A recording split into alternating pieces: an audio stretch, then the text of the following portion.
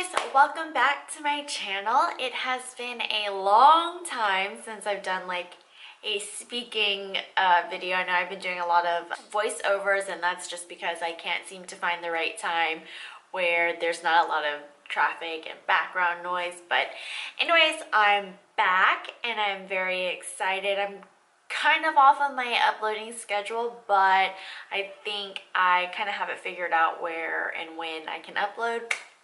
So just keep your eye out, subscribe to my channel, duh, so you know when I upload.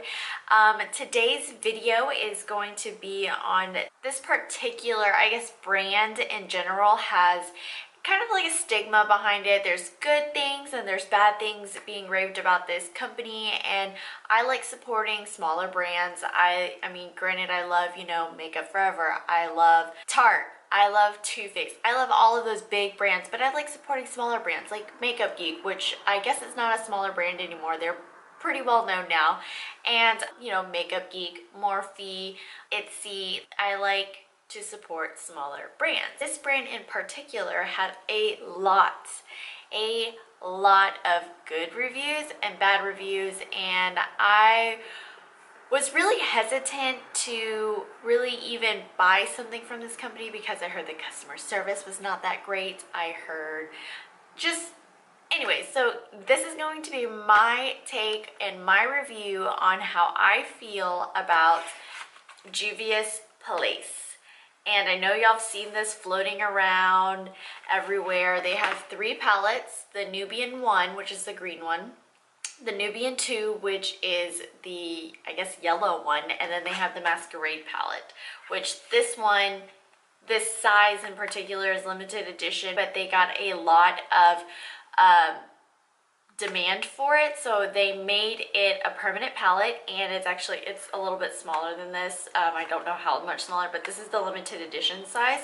So if you want to see my thoughts and swatches of this palette, then just keep on watching. Okay, so first I want to say that I did read and watch lots of videos on Juvia's Place, and did it make me not want to buy from them? Absolutely. But the more I saw their palettes, the more I saw people using them, it was more about, is the product good? And so that's what I wanted to know. I wanted to know if the product was worth it. And yes, customer service is a huge deal. I mean, I used to work in customer service, so of course I want to make sure I'm getting good service, just like anybody else would want good service. But it comes with a grain of salt, because if you don't have to deal with customer service, then it really doesn't apply to you.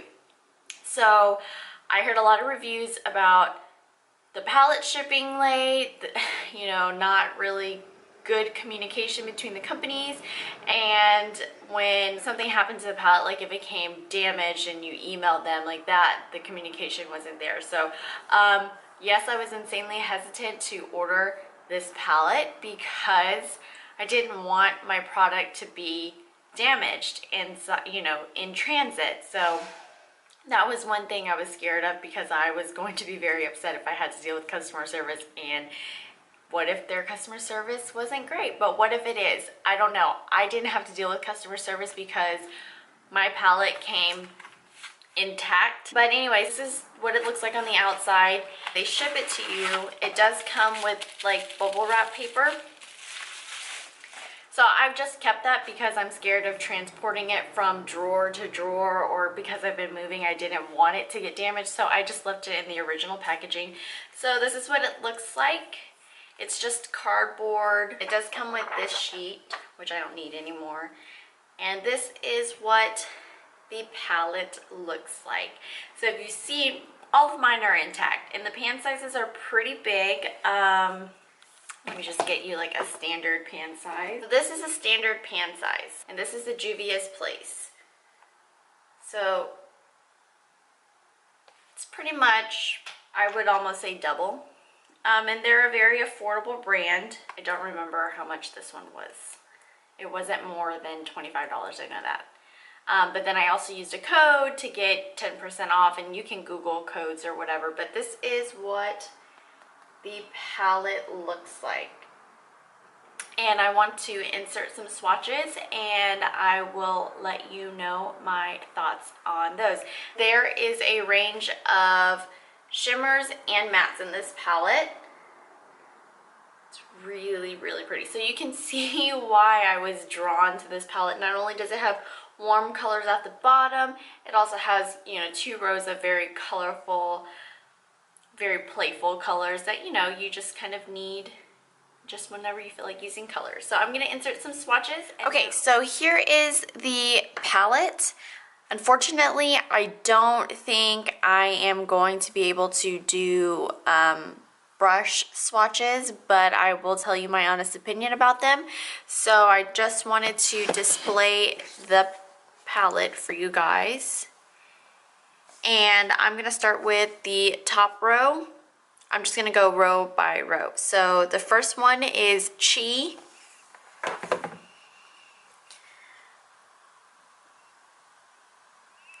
The second one is Molly. The next one is Dahlia. And the fourth one is Zola. So as you can tell, they are super, this is such an awkward one. They are very pigmented. They are the shimmers. All 4 of these are shimmers, and they are very soft and creamy.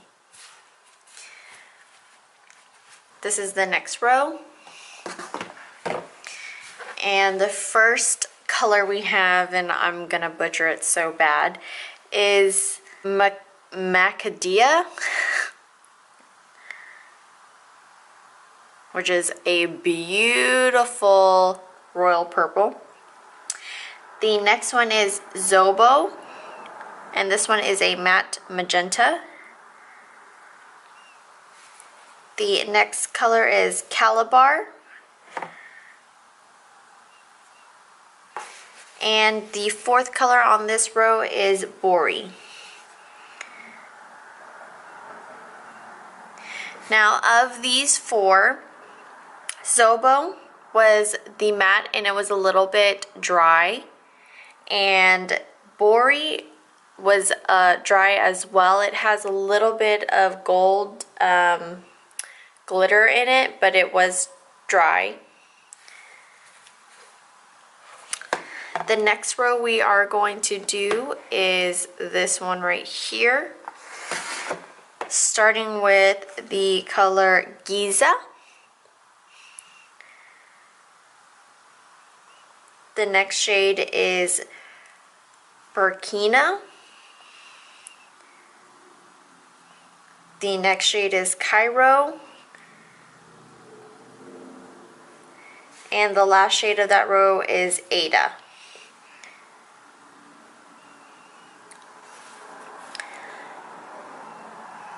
So the 3 mattes right here have the same consistency as this matte right here. They're all the same. Cairo has gold glitter in it, and I don't know if the camera is catching it, but Cairo has a little bit of gold glitter in it. But those are, and the last and final row are all warmer shades right here. And we are going to start off with Dahlia.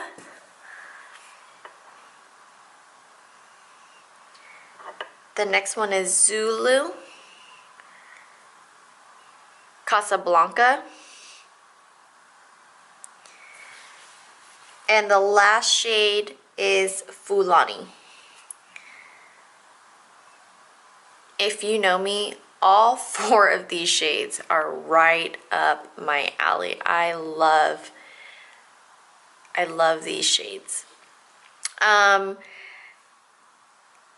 These 2 shimmers seem like they have more, I guess, pigment and more creaminess to them. So with this palette, I will say that even though that the mattes looked a little bit patchy, they apply with a brush, they apply very nicely.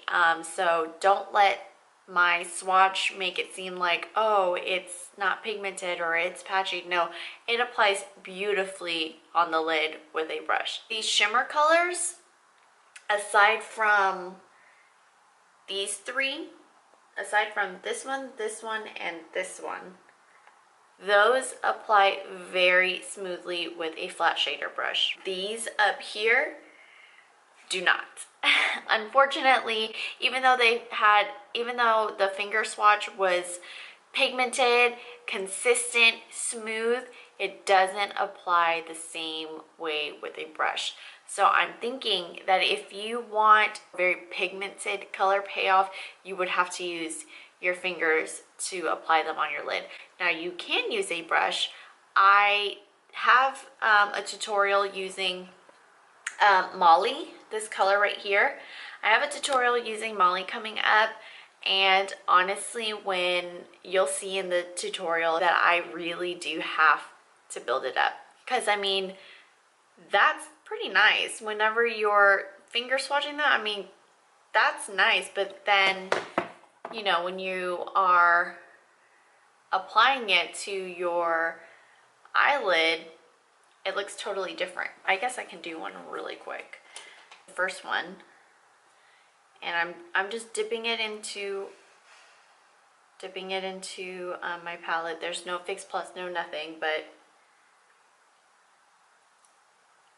this is what it looks like, unfortunately. Am I a little disappointed? Yes. Because that's what it looks like. And I mean, I'm swirling my brush in there. Can it be built up? Absolutely. Can you make it work? Absolutely. It's just if you were expecting this from a brush, you're not going to get that. You can definitely pack it on and build it up. I mean, it'll work. You can get to where you want to be. It's just gonna take you some time. To be honest, I am pretty satisfied with this palette. I like it a lot. I think I'm gonna get a lot of use out of it, especially when I want to do colorful looks and just incorporate more color instead of bronze and warm tones. Even though there's bronze and warm tones in here, I think that it's nice to have pressed pigments in your collection. That's gonna complete today's makeup review. I hope you guys enjoyed it. If you want to see more makeup reviews, then don't forget to let me know in the comments section down below. Give me a thumbs up if you like this video. Don't forget to subscribe to my channel, and I'll see you guys all in my next one. Bye.